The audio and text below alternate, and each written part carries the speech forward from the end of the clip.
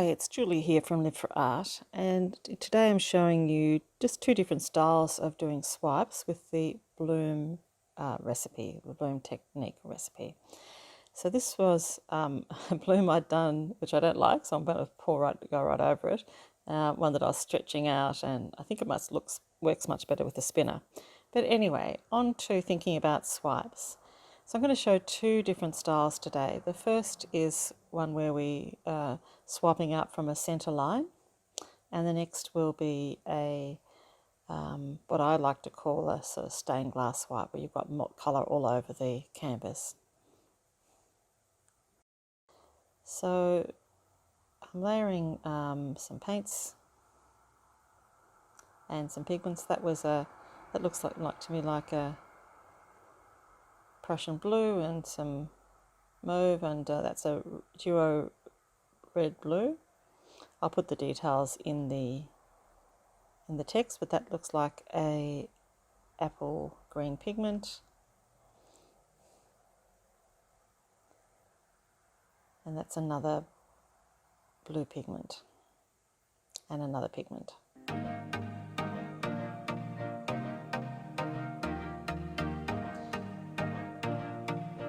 That I think is probably an interference gold. So what I'm doing is loading up the knife with my cell activator. I'm going to go from halfway across. And I didn't seem to get much of the colour to pull across. And in recent experiments I've learnt that I really need to have the full knife on colour rather than just part of it like that. Got a bit more that time, although I've just brushed it through and really should have gone back and done that bottom bit again. Just blowing a little bit to see if I can pop up a few more cells in that area. So this was really just a quick demo piece, and so you've seen that I've got mostly black and white on one side and the colour very limited. So I've stretched it out quite a way just to create that colour a bit more dominant, but it means that the cells are very big. So it's a cool look. It's just a different look than if you didn't stretch it out quite so far. So I'm going again, and this time I'm demonstrating a different style of doing the bloom swipe.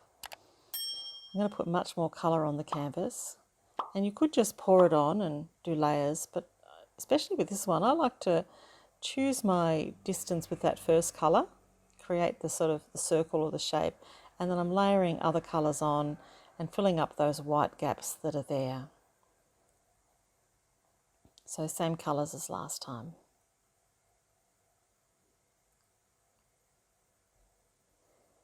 And what we're going to do now is again load up the stick. I've got a little thing that I'm dipping it in there, and I'm just going to swipe across in one way, and then I'm going to come back and swipe in some other ways. You can put some movement into as well, as I've just done there. I'm going to go again, load up the stick. But you see, look at all those beautiful cells with all sorts of different colours in them. They're going to be lovely when I stretch it out. So I could just come back exactly the same in the other way, but you'll see that I've decided eventually to go in a different direction. So that's how you can create different sense of movement in your paintings. Thinking about it, but nope, I changed my mind.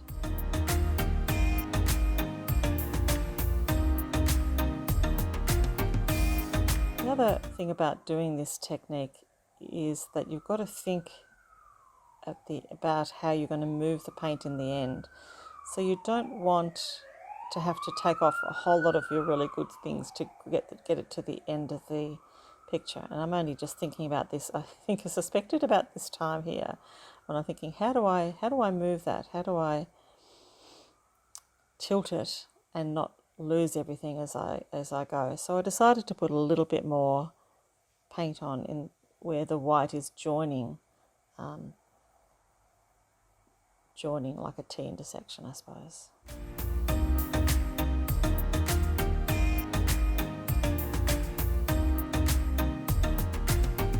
I've gone here and I've just gone over some of the colour just to grab that a bit more as I swipe down. So a bit of white and black, but also just a little bit of colour. And then I'm going to do something similar at the top.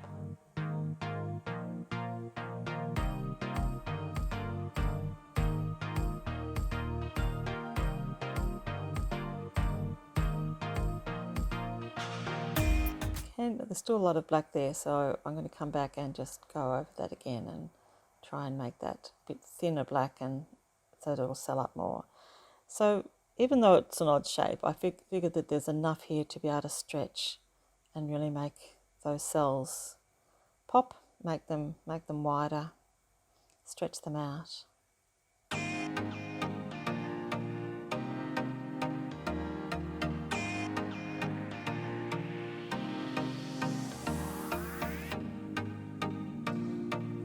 think this technique really is great for all those, if you're wanting some multicoloured cells and lacing. And the pigments really pop. This is a small canvas, so it should be okay to resin, and that'll really help all those metallic pigments to look really spectacular. So how much you stretch out is up to you. You saw in that last piece, I stretched it out extremely far with really big cells. And in this one, my aim will be to try and keep them not too big. There'll be a range. Already you can see that there's little ones and big ones, and that's fine. That all adds to the effect. So I've just got one more corner to do.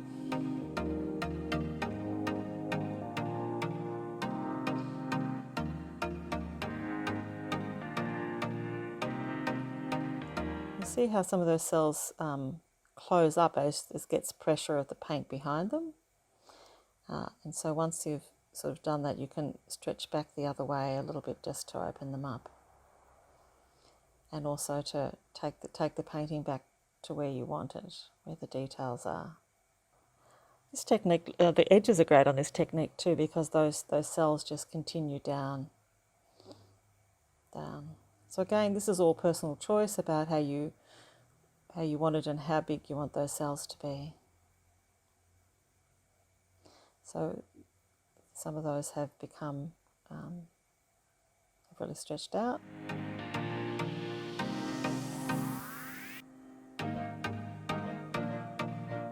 So when you do the corners, you'll see that there's some corners that are just missing a bit of paint. I think I'm fixing them up at the other end. I'm just going to stick my finger into the paint. It's helpful when they're still white because you can easily fix that. But when they're a bit coloured, you've got to it's hard to get the right colour.